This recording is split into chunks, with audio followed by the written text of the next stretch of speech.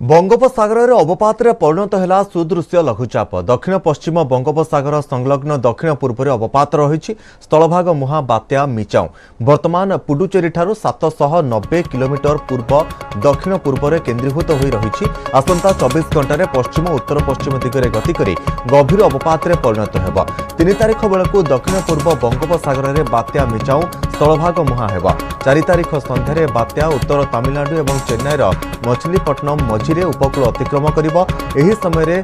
पवनर घंटा प्रति बेग 70 ରୁ 80 झटका पवन 90 कि पर्यंत रही पारे। यापर रिकव करी उत्तर उत्तर पूर्व दिगरे गति करिबो बोली आईएमडी ट्राक रु जना पड़ी। प्रभाव में 3 तारिख राज्य में पाग बदलिबो। 3 तारिख में मालकानगिरी कोरापुट रायगड़ा गजपति सहित नवरंगपुर कलाहांडी कंधमाल बौद्ध अनुगुल ढेंकानाल केन्दुझर और मयूरभंज में हालुकारु मध्यम धरणर वर्षा हेबो। 4 ରୁ बढ़िबो वर्षार विस्तृति और परिमाण। दक्षिण ओडिशार 5 जिला को प्रबल वर्षा नहीं येलो अलर्ट जारी करिछि पाणीपाग केन्द्र। मालकानगिरी कोरापुट रायगड़ा गंजाम और गजपति में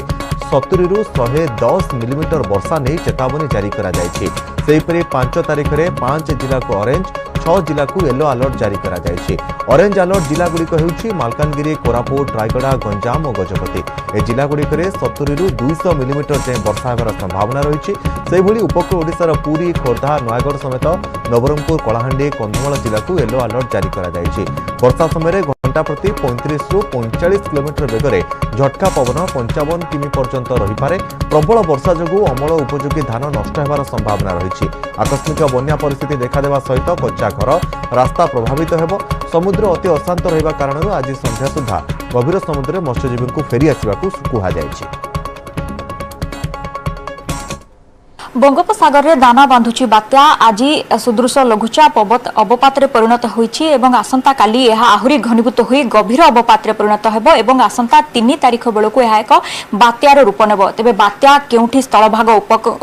अतिक्रम करिबो एवं यार प्रभाव सेते बेलू केते रहिथिबो एवं विशेषकर ओडिसा रे यार प्रभाव देखिबाकू मिलिबो ना नाही सेनी आमे सविशेष कथा हबा। आम सहित आंचलिक पाणीपाग विज्ञान केन्द्र वैज्ञानिक डॉक्टर उमाशंकर दास रहिचंती। सर प्रथमे आपनको पचारिबी जे वर्तमान जो अवपात सृष्टि होईची तार अवस्थिति कोठी रहिची कोठी केन्द्रीभूत होईची एवं आगो को यार स्थिति नै कोन वर्तमान प्रेडिक्शन कर देबो। देखंतु जे देखिबे हमर जो मेघ समूह रहुची ता सहित जो जड़ित जिनसडा रहुची आपण पाखापाखि एही अंचल रे वर्तमान केन्द्रीभूत रहिची एवं यह पाखापाखि हमर जोटा रहुची एटा होची आपनकर दक्षिण पूर्व पार्श्ववर्ती दक्षिण पश्चिम बंगोपसागर अंचल रे केन्द्रीभूत रहिची एवं हम जे देखिबा चेन्नई ठारू ये पाखापाखि वर्तमान समय 980 किलोमीटर दूर रे पूर्व दक्षिण पूर्व दिगरे केन्द्रीभूत रही है। आमर जो रोचे मछलीपट्टनम से पाखापाखि 960 किलोमीटर दूर में केन्द्रीभूत रही है। सहित आम देखा तार जो रोचे आम ट्राक जो रोचे ट्राक सहित जो जड़ित पवन रोचे केमी कौन ना आपणकर देखा ट्राक रे आपन वर्तमान समय यही अंचल जो कहते बर्तमान डिप्रेशन भाव रही धीरे धीरे यार जो गतिर दिग रश्चिम उत्तर पश्चिम दिग रसंता काली बेलू यह आहरी घनीभूत हो जिते आमर जो दक्षिण पश्चिम बंगोपसागर पार्श्ववर्ती आमर जो अंचल रोचे जो दक्षिण पूर्व बंगोपसागर अंचल से अंचल पहुँचे आमर गोटे गभीर अवपात डीप डिप्रेशन रूप नबार संभावना रही गतिर जो दिग रोचे सामान्य परिवर्तन हम उत्तर पूर्व दिग को गति पश्चिम दिग को गति कर 3 तारिख बेलू या जोटा कि दक्षिण पश्चिम बंगोपसागर अंचल में पहुँची यह आमर गोटे सामुद्रिक झड़ बा बात्यार रूप नबार संभावना रही। पवन बेग धीरे धीरे वृद्धि हम कारण आज आम देखु 40 ରୁ 50 किलोमीटर बेगर पवन वर्तमान समय समुद्र मध्य वर्तमान प्रभावित होगी पवन बेग धीरे धीरे आहरी वृद्धि पाइब। तेणु आज अर्थात 1 तारिख ठारू जेहेतु समुद्र अशांत रोचे ये जो आमर ये जो अंचल दक्षिण पश्चिम बंगोपसागर अंचल पार्श्ववर्ती ये जो दक्षिण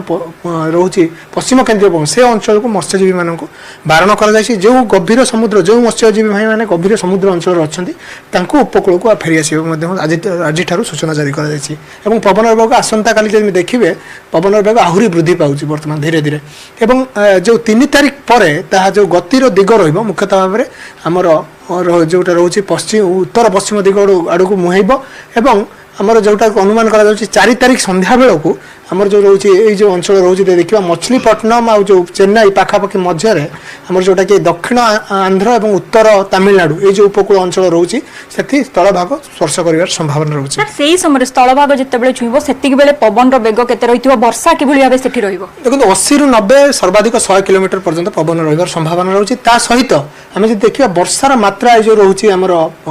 खास करके आंध्र प्रदेश अंचल से अंचल आपंकर 4 तारीख 5 तारीख बेलू वर्षार मात्रा यथेष्ट अधिक कारण से अंचल को जाऊँगी तेणु रेड वार्निंग रेड अलर्ट जारी कर खास करके आंध्र प्रदेश अंचल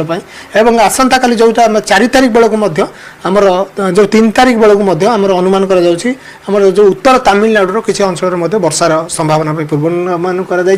देखिए आमर जो रोचे गतिपथ जो देखिए आमर जो अंचल रोचे गतिर दिग जो रोचे मुख्यतः आमर 3 तारीख ठारू यार जो बाह्य बल रही कारण जो बात्यार गोटे सृष्टि होती तार बाह्य बल आप 200-300 किलोमीटर पर्यंत रही है तेणु बाह्य बल ओडिशा उपकूल समेत आमर जो मयूरभंज केउंझर अनुगुल ढेंकानाल ये सब जिला गुड़िक हालुका मध्यम धरण वर्षा रही वर्षार मात्रा जब देखा आमर कोरापुट मालकानगिरी रायगड़ा गजपति गंजाम यहाँ 3 तारीख में सर्वाधिक रही पूर्वानुमान जारी कर 4 और 5 सर्वाधिक प्रभाव वर्षार रहीतु अमल समय से चाषी मान